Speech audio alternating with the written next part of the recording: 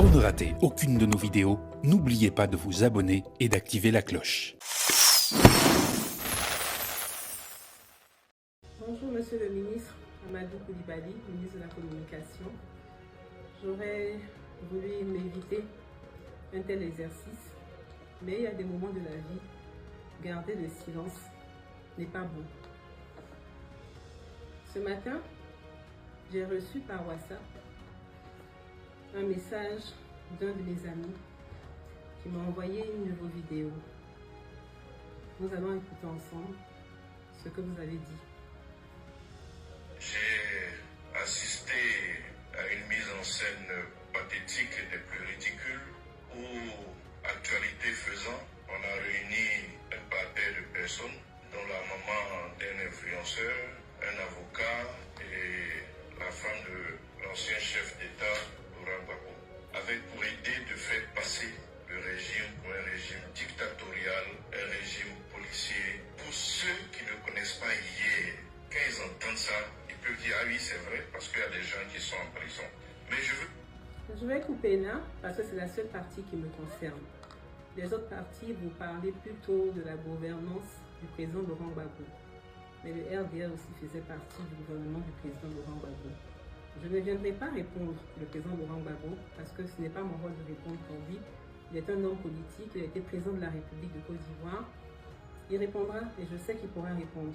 Mon rôle n'est pas de répondre pour lui.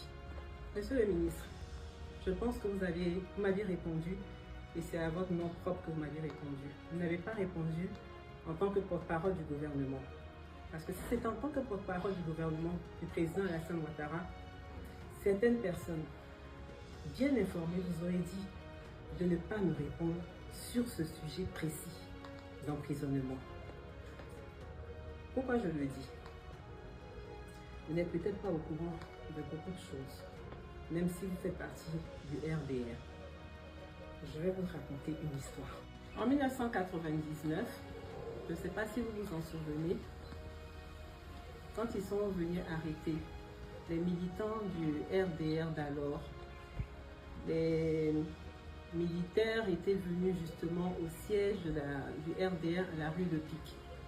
J'étais journaliste à cette époque, j'étais juste venue interroger Madame Henriette Dabaté, qui était la secrétaire générale du Rassemblement des Républicains. Et nous étions dans ses bureaux quand la police a fait irruption pour pouvoir l'arrêter. Elle a été arrêtée et la deuxième personne qui a été arrêtée, c'était moi. Mais quand moi on m'a arrêtée, j'ai été frappée, molestée, tabassée par les policiers d'alors. Madame Henriette Dabaté a été récupérée, ils l'ont mise dans le fourgon. Ensuite, on m'a jetée aussi dans la voiture des policiers, dans le coffre aussi, avec Madame Henriette Dabaté.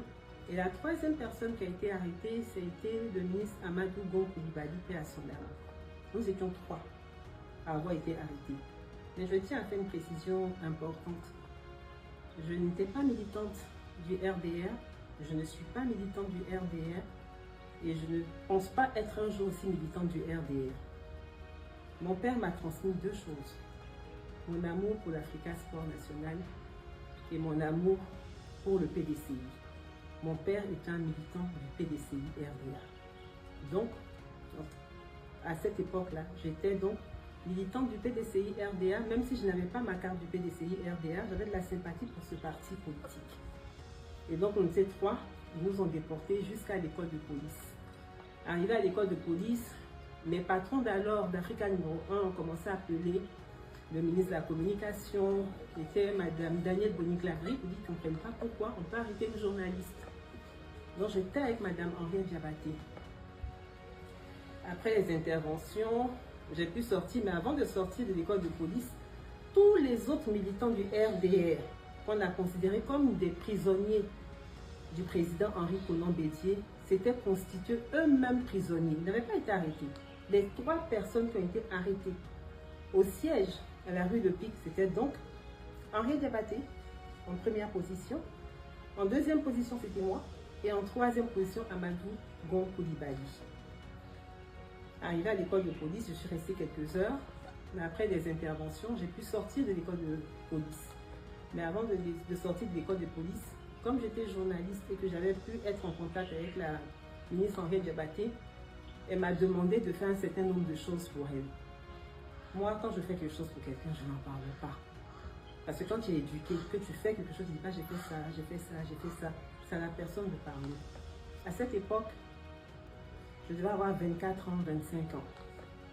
Mais j'étais outrée qu'on puisse arrêter une mère. Je sais ce que j'ai pu faire pour la ministre Henriette Diabaté. Elle est encore vivante, Dieu merci. Elle pourra témoigner. Je ne connaissais pas la maca. Je ne sais même pas ce que c'est que la maca. Mais à cause d'Henriette Diabaté, j'y allais comme une fille l'aurait fait pour sa mère. Ce que vous dites que c'est une scène ridicule ou pathétique, moi j'appelle ça une scène empathique. C'est l'empathie qui m'a poussé à faire ça pour Henriette Diabaté, la ministre Henriette Diabaté. Alors que je n'étais pas membre de son parti politique, je n'étais pas militant de son parti politique.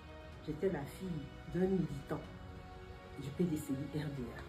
Mais j'estimais qu'on ne pouvait pas faire ça à une maman. Donc j'ai agi comme une fille aurait agi pour sa mère. J'ai fait ça pour Madame Henriette Diabaté. Mais ce que j'ai fait, je ne le dirai pas. Ce que j'ai fait à 24 ans pour une maman, c'est ce que je fais aujourd'hui à plus de 50 ans pour un enfant de 25 ans. Ziggy, là, il a 25 ans aujourd'hui. Moi, j'avais entre 24 et je rentrais dans ma 25e année. Aujourd'hui, je suis une mère. Donc, j'ai agi pour Henriette Diabaté avec le cœur d'une fille. Et aujourd'hui, j'ai agi aussi pour le petit Ziggy, là, avec aussi le cœur d'une maman. Vous allez arrêter le président Laurent Gbagbo. Vous ne m'avez pas entendu. Parce que lui, c'est un homme politique. Il sait, il a fait ses choix de vie. Même si je trouvais que son incarcération était injuste. Mais je ne parlerai pas pour lui. Je n'aurais même pas parlé pour le jeune Ziggy. Mais c'est un trop-plein. C'est un trop-plein. Quand on a arrêté aussi les Gala Kolebi, les Dosso Charodé, j'ai été écœurée, mais je n'avais pas à parler. Puis bon, je ne suis pas du genre à parler. Mais venez me prendre aujourd'hui et puis me répondre en disant mon nom, monsieur le ministre, on ne le fait pas. Peut-être que vous avez oublié, mais moi quand j'allais au siège du RDR, je vous voyais, et vous savez comment je vous voyais quand j'étais journaliste. À un moment donné là, il y a la politique là, et puis il y a la vie normale. On n'a pas besoin de faire tout ça. On n'a vraiment pas besoin de faire tout ça. Vous m'avez indexé. Et puis vous avez cherché à m'attribuer aussi des actions du gouvernement d'alors. Gouvernement dans lequel le RDR aussi figurait. Mais le faire, ce n'est pas bon. C'est un fâcheux précédent. C'est un vrai fâcheux précédent. Ce n'est pas bon. Parce que dire aujourd'hui, vouloir m'imputer du moins des actes qui ont été posés par le gouvernement d'alors, cela voudrait dire aussi qu'aujourd'hui, ce qui se passe où des encagoulés rentrent dans des maisons, récupérer des gens qui auraient peut-être posé des actes délictueux, traumatiser les enfants des gens, traumatiser les épouses, en portant des cagoules. Il n'y a pas de raison de s'encagouler pour entrer dans des maisons. Mais je vous le dis, monsieur le ministre, ça fait peur aux enfants, ça fait peur aux femmes. Mais le faire et dire aujourd'hui que moi je sais ce qu'on faisait avant, en voulant m'attribuer les actions du gouvernement d'alors, cela supposerait aussi que la première dame, Madame Dominique Ouattara, est au courant de ce qui se passe. Je ne pense pas. Ce qui est valable pour moi est aussi valable pour elle. Je ne pense pas. Parce que je ne pense pas qu'elle pourrait accepter ou qu'elle pourrait savoir que des gens rentrent encagoulés dans des maisons, traumatisent des enfants, traumatisent des épouses. Si un homme a fait quelque chose, c'est l'homme qui a fait. C'est pas la femme, c'est pas les enfants. Vous pouvez venir tranquillement. Ah, on te cherche. Donnez, madame, monsieur, venez. Nous allons aller au commissariat. C'est comme ça que ça devrait se passer. Moi, je n'ai pas été trop longue, monsieur le ministre. Et je dis que l'exemple là que vous venez de prendre pour pouvoir m'attaquer ou m'insulter, c'est cet exemple que vous n'auriez pas dû prendre. Vous voulez parler d'humanisme. Quand je faisais les cours de madame Henriette Diabaté, un 22 décembre 1999, elle avait besoin de quelque chose, ce qu'un enfant aussi aurait pu faire pour une mère, elle m'avait demandé de le faire.